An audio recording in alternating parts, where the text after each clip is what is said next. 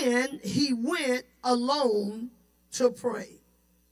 Jesus demonstrates the importance of having face-to-face communion with our Heavenly Father.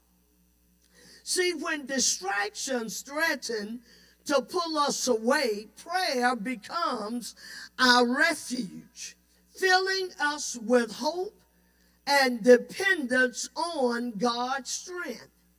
Without prayer, it is impossible to remain faithful, remain devoted and faithful to Christ.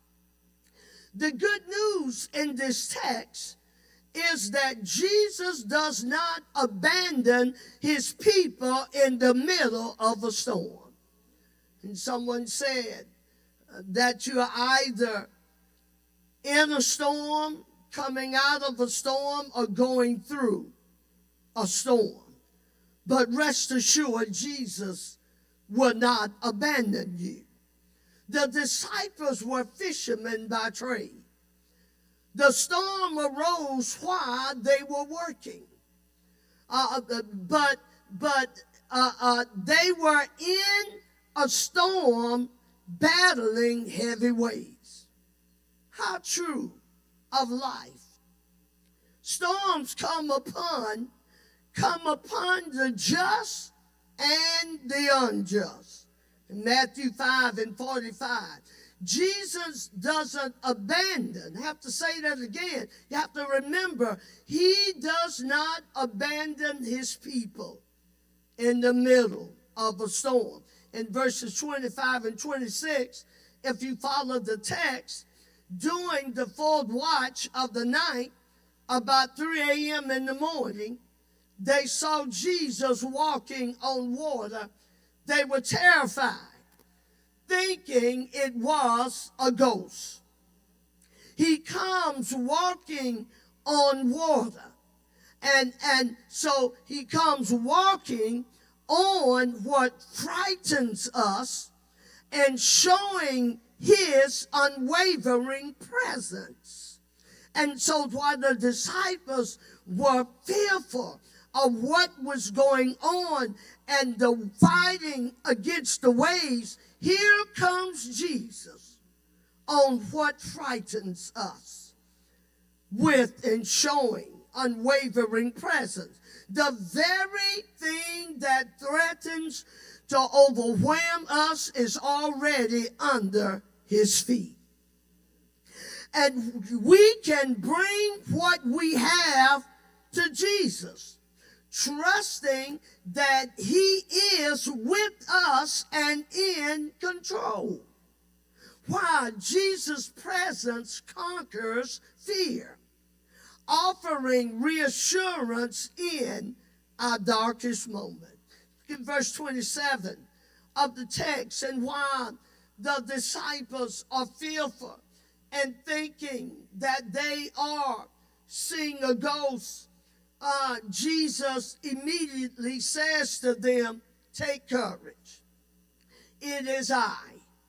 Don't be afraid." In other words, Jesus saying, you may be in a storm, but you're not in this storm by yourself.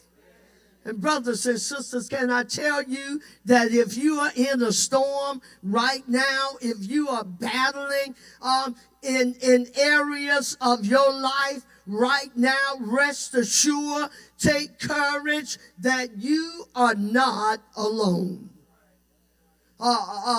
Peter, look at that 28-29. "Lord, if it's you," Peter replied, "tell me to come to you on the water." Jesus said, "Come." So Peter experienced something no other disciple experienced.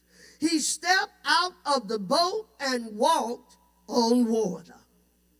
But can I tell you that when fear threatens to overwhelm us, once again, financial hardships, health issues, or family conflicts, Jesus' word reminds us that his presence dispels fear. trust that Jesus is walking on the waters of your life. And his reassurance can calm your anxious heart and strengthen your faith. And so we have to understand faith tests the waters between the known and the unknown. Peter was the only one in the boat reacted in faith. But the miracle did not last because of Peter's ability. It lasted because of where Peter fixed his eyes. Look at verse 30. It says, and when he saw the wind, he was afraid and began to sink. Cried out, Lord, save me. And see, the moment his focus shift from Jesus to the storm, he saw the wind, he saw the waves, he saw the danger, he saw the impossibility of what he was doing. He began to sink. And when his focus shift from Jesus to the storm, fear replaced faith and sinking replaced standing. When we keep our eyes on Jesus amid life storms, we position ourselves to witness his miraculous power. So today, many believers are sinking not because Jesus have left them, but because life distraction have captured their attention. And isn't that something that we all battle with? Life distractions that captures our attention. What has your attention today? Or who has your attention?